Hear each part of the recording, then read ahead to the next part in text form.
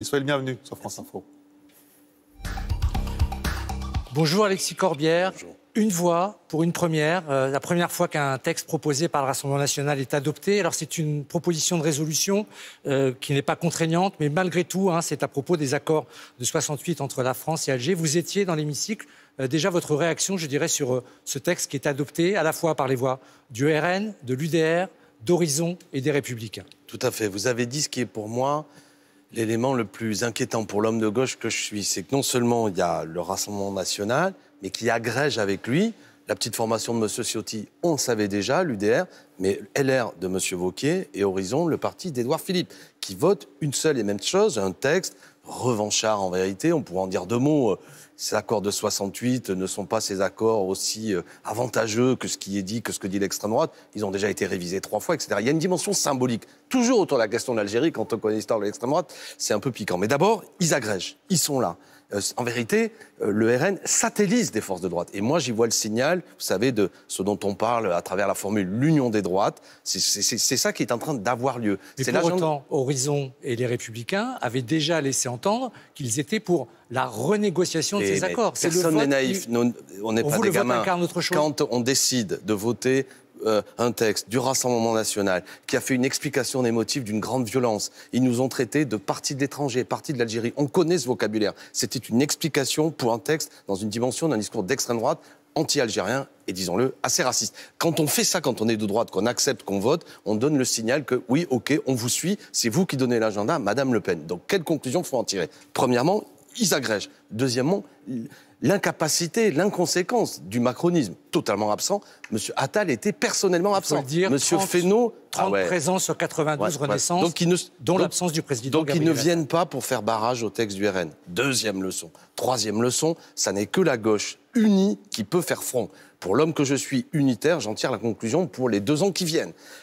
Attention, l'extrême droite agrège, elle satellise la droite, il n'y a plus de barrage républicain, l'union des droites est en cours, le macronisme, le centre, est incapable de lutter contre l'extrême droite, il n'y a que nous, unis, la gauche et les écologistes, qui pourront faire face. Donc tous les diviseurs, tous mes amis diviseurs qui en rajoutent pour polémiquer en permanence à la tribune, ne comprennent pas que le moment politique dans lequel nous sommes, qui est un peu nouveau, est celui de la possibilité d'une victoire de l'extrême droite. Donc hier, c'est un signal. J'espère que nous allons réussir à construire la digue. Mais si nous sommes divisés, si certains croient que ce qui est plus important, c'est de savoir qu'il y aura la tombe la plus belle du cimetière de la gauche et qu'on va s'engueuler et que nous n'aurons pas un candidat commun pour 2027 de NFP, nous perdrons. Voilà pourquoi je suis un unitaire. Voilà pourquoi, vous savez, avec le processus Front Populaire 2027, on fait une primaire, on veut un candidat commun et tout est en cours, on travaille. On en reparlera si on a le temps à la fin de cet entretien. Mais pour autant, il y en a un qui ne pense pas comme vous, c'est le Premier ministre qui a dit hier, en déplacement dans la Manche à 40 ans, qu'il fallait renégocier ces accords entre la France et l'Algérie. Est-ce que c'est sous la pression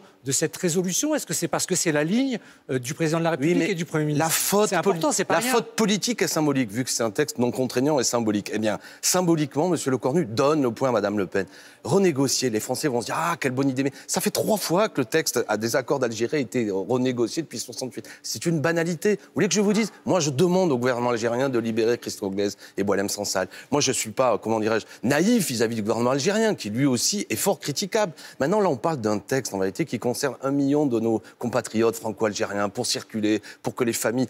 Je veux dire, c'est pas n'importe quel pays, l'Algérie. Il y a 130 ans de colonisation, nous avons des liens, des familles, il y a des échanges. C'est pas un pays comme un autre. C'est extrêmement sensible pour beaucoup de gens. C'est là où il y a les tombes des arrière-grands-parents. On a de la famille. Donc, c'est un accord qui permettait ces échanges et qui, par ailleurs, n'est pas aussi avantageux pour les Algériens. Je pense notamment aux étudiants algériens qui ne peuvent pas travailler aussi facilement que des gens d'autres nationalités. Donc, mais faire croire, comme dit M. Lecornu, désormais, Mme Le Pen, ou du moins son texte est adopté, moi, comme Premier ministre, je vais en prendre acte, me semble délirant. Et ça me fait penser à une chose, c'est que quand au mois de mars dernier, Clémentine Autain et Eva Sass avaient fait adopter, dans le cadre de notre niche, la taxe Zuckman, j'ai pas vu le Premier ministre de l'époque dire « Ah ben oui, je vais mettre en œuvre la taxe Zuckman ». Donc là, il répond.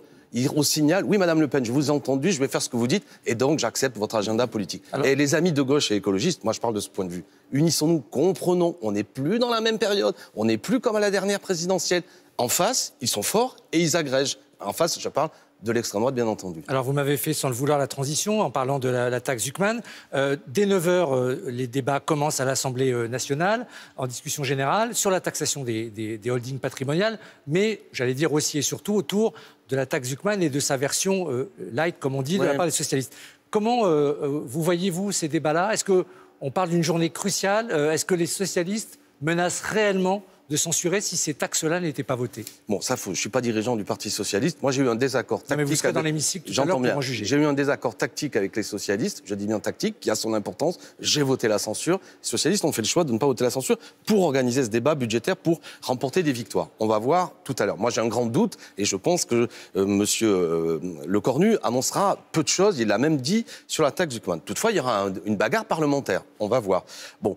Moi, je suis favorable à la taxe Zuckman, qu'on comprenne bien, pour punir personne, mais pour créer des conditions de justice fiscale, parce que vous avez des gens qui accumulent des richesses et qui, en fonction de la manière dont ils organisent leurs richesses, à savoir que ce sont des avoirs, des actions, ils payent moins d'impôts. Je parle du top du pot. Hein, vous savez, il y a les riches, les très riches et les très très riches. Ben, eux... 2% sur les patrimoines à partir de 100 millions d'euros. Et pas pour les punir, parce que j'ai une âme de père fouettard, etc. C'est uniquement pour permettre éventuellement 21 milliards de recettes pour que les gens ne voient pas l'augmentation du prix des médicaments, pour le service public, pour tout ça. On en a besoin pour de la justice. Et que personne ne s'inquiète pour les ultra-riches, de toute manière, leur fortune continue à s'accumuler. Bref, on va voir cette bagarre. Et l'autre version, la version on dit allégée. Alors, moi, ce que nous disent les économiques, c'est que plus vous allégez, c'est-à-dire vous faites des trous, des exceptions, plus vous créez la possibilité d'optimisation fiscale et de contournement. C'est ce que Gabriel Zuckman nous dit. Il faut exonérer personne. Ben, il dit, le problème, c'est qu'on a appris, la science économique a appris que chaque fois que vous faites une exception, ben, eux, ils réorganisent leur fortune pour passer par l'exception. Si vous faites des petits trous, ben, précisément, ils passent par les petits trous. Mais justement, donc, à propos de ces textes-là, qui sont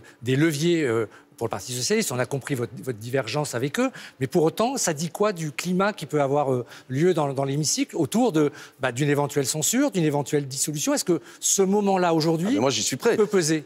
Alors, attendez, la dissolution, c'est le président de la République. Je ne vois pas pourquoi on parle de ça. Je veux dire, c'est un des Déjà, problèmes. la censure, parlons de la censure. Moi, je pense qu'effectivement, il y a matière à considérer. S'il y a entourloupe, s'il y a un mauvais budget, qu'il n'y a rien qui le corrige, évidemment, il faut continuer à sanctionner ce gouvernement. Je vous rappelle que, pour ma part, je considère que l'existence même de M. Lecornu comme Premier ministre devrait être censurée, car ils ont perdu les élections et que c'est un acte d'autoritarisme présidentiel que de nous remettre pour la troisième fois. Dès sa nomination. Oui, parce qu'il y a un problème. On a eu Barnier, on a eu Bayrou, ils s'entêtent. Bon. Donc, mais on va... Oui, moi, je suis pour la censure. Cela ne me fait pas peur. À travers vous, je m'adresse à M. Lecornu et à tous. S'ils ne font rien, s'ils ne changent rien, s'ils veulent continuer à imposer ce budget de malheur et d'austérité, oui, nous censurons et on ira où il faut aller pour continuer à porter ça. Donc moi, je ne suis pas pour intérioriser, si je puis dire, une forme de tremblement, de peur, parce que le président aurait menacé de je ne sais trop quoi. Nous sommes des parlementaires indépendants et nous prenons nos décisions en fonction des intérêts de nos concitoyens. Vous pensez que d'autres élus ont peur de cette dissolution? J'aimerais pas qu'il y ait une ambiance qui consiste à se positionner, non pas par rapport... On dit que Renaissance, que peut-être les socialistes auraient peur de la dissolution. Les socialistes, vous savez, en vérité, je pense qu'ils voulaient remporter des victoires. Ils vont acter cet après-midi, c'est intéressant. À quel niveau? Et je fais, à travers eux, je pense que si nous restons unis, nous pouvons aborder tranquillement, s'il le faut, des échéances électorales pour créer les conditions de pouvoir faire entendre les revendications des Français, qui sont des aspirations sociales, de justice, etc. Justement, vous parliez des trophées ou des victoires des socialistes. En commission des affaires sociales sera débattue tout à l'heure la suspension de la réforme des retraites. Certains disent que c'est un piège, même à gauche, disent que c'est un piège pour les socialistes parce qu'il faudrait voter l'ensemble du projet de loi de financement de la sécurité sociale. Vous voyez ça comment? Parce que j'imagine que pour vous, de gauche, il y a des choses qui ne sont pas acceptables dans ce PLFSS. Alors, comment ça peut se passer? Je ne veux pas être trop technique. Moi, j'annonce que pour ce qui est, désormais, j'ai fondé un groupe l'après, et puis on siège dans un groupe écologiste et social. En l'état de ce qu'on nous a expliqué les amis qui sont dans la commission des affaires sociales, nous ne voterons pas sans doute l'amendement tel qu'il est proposé parce qu'il acte, je ne veux pas être trop technique, le fait qu'il y aurait la retraite à 64 ans. Donc l'amendement sur la suspension de la réforme. Donc il n'y aura pas de soutien de notre part, sans aucun doute une abstention. Alors on va apprécier parce que les amis vont essayer de sous-amender. Oui, mais j'entends bien. Il va y avoir une bataille qui va être menée aujourd'hui de sous-amendements pour... Le décalage, c'est pas terrible, mais ça peut être quand même avantageux pour certains salariés. Quand même, partir 3 mois plus tôt, c'est pas mal. Mais selon les rédactions, on va mener un travail de sous-amendement. Et la conclusion de vote, on va l'avoir aujourd'hui, mais on ne se laissera pas flouer. De toute manière, la bagarre continue. Moi, je reste attaché à ce que la réforme Borne doit être abrogée. Mais c'est pas non plus... Même ce petit bouger peut être utile. Ça montre quand même que ceux qui nous avaient imposé la réforme des retraites par 49.3, reculent. Bon, on va apprécier politiquement le moment en fonction de toute cette journée. Alors, un mot, vous parliez d'une obligation d'unité pour la gauche. Oui. Clémentine Autain, la pré-candidate. Marine Tondelier va sans doute être élue par les écologistes. On sait que François Ruffin l'est également. Elle va vraiment avoir lieu, cette primaire de la gauche, sans M. Glucksmann et sans M. Mélenchon? Qui viennent. Pour quelle raison ils ne viendraient pas? Je veux dire, ça, c'est une folie. Il faut comprendre. Je trouve que des gens raisonnent à l'ancienne, comme si on était il y a 5 ans ou il y a 10 ans. Le moment, c'est celui, on vient de le voir avec la journée sur les accords d'Algérie, que l'extrême droite est là, progresse et agrège la droite. Ça n'existe plus, les fronts républicains. Donc nous, candidats communs, j'invite tout le monde, mes amis insoumis, puis tous ceux qui veulent, désignons ce candidat commun qui nous permet de nous assurer d'avoir un candidat au second tour sur une stratégie qui, au second tour, permettrait de l'emporter face à l'extrême droite. Donc le 15, je vous annonce novembre, on fait une convention, là, le processus Front Populaire 2027 sur l'éducation. On mettra en place une primaire. On est en train, là, dans les jours qui viennent, de décider des processus de désignation. Et vous verrez, ça, c'est un chemin vers la victoire. On en reparlera à ce moment-là. Merci Alexis Corbière d'être venu sur France Info ce matin. Merci beaucoup, Serge. Merci Alexis Corbière d'avoir été là. La matinale qui se poursuit dans